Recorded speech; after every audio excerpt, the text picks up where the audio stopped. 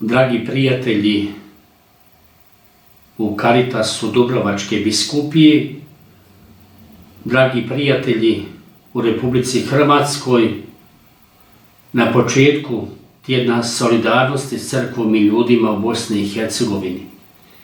Širinu dubrovačkog srca osjetili smo tijekom rata u poznatoj akciji Ranjeni Dubrovnik ranjenom Sarajevu, koji je predvodio Caritas Dubrovačke biskupije, kojemu je prije toga slijedio isto tako konvoj Sarajeva za ranjeni Dubrovnik.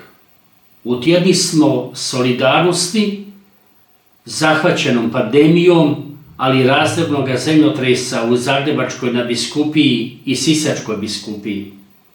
Međutim, širina vašega srca nikada nije bila upitna i vjerujem da ćete i ovaj puta pokazati širinu i solidarnost s crkvom i sa svojim sunarodnjacima u Bosni i Hercegovini, kako molitvom, tako i svojim materijalnim darovima.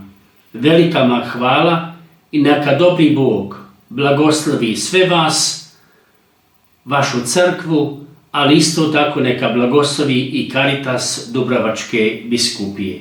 Hvala vam.